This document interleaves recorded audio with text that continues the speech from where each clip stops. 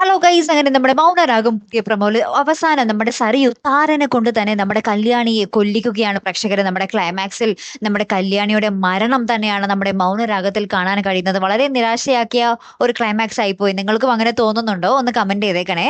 എന്തായാലും നമ്മുടെ കല്യാണിക്ക് നമ്മുടെ സരയു ഒരു പോയിസൺ നമ്മുടെ താരയുടെ കയ്യിൽ കൊടുത്തിട്ട് പറയുന്നുണ്ട്, നിങ്ങളുടെ സുഖവിവരം അന്വേഷിക്കാൻ ഇപ്പൊ കല്യാണി വരുമല്ലോ, അവൾക്ക് ഇത് വരുമ്പോൾ അവൾക്ക് നിങ്ങൾ കൊടുക്കുന്ന ജ്യൂസിൽ ഈ മരുന്ന് കലക്കി കൊടുക്കണം എന്ന് പറയുകയാണ്. അപ്പൊ താര അതുപോലെ തന്നെ ആ വിഷം ആ ജ്യൂസിൽ കലക്കി കൊടുക്കുന്നുണ്ട്.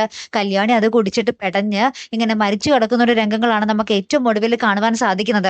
അപ്പൊ എന്തായാലും ഇനി നമ്മുടെ സരയുവിനെ പിടികൂടുന്ന രംഗങ്ങളും നമ്മുടെ ക്ലൈമാക്സിൽ ഉടനെ തന്നെ ഉണ്ടാകും. നമ്മുടെ കിരൺ ഈ വിവരം അറിയും. നമ്മുടെ സരയുവിനെ എന്തെങ്കിലും നമ്മുടെ സരയുവിനെ വേണമെങ്കിൽ നമ്മുടെ രാഹുലിനും നമ്മുടെ ഗംഗപ്രസാദിനും വരുത്തിയ വിധി പോലെ നമ്മുടെ കിരൺ സരയുവിനും വരുത്തും ആ വിധി, അല്ലെ? എന്തായാലും അങ്ങനത്തെ ഒരു ഭയങ്കര നിമിഷങ്ങളായിരിക്കും കേട്ടോ നമുക്ക് ഇനി അടുത്ത ആഴ്ച വരാൻ പോകുന്നതേ. കാത്തിരുന്ന് തന്നെ കാണാട്ടോ. അടുത്തൊരു വീഡിയോയുമായി വരുന്നത് വരയ്ക്കും ഗുഡ് ബൈ.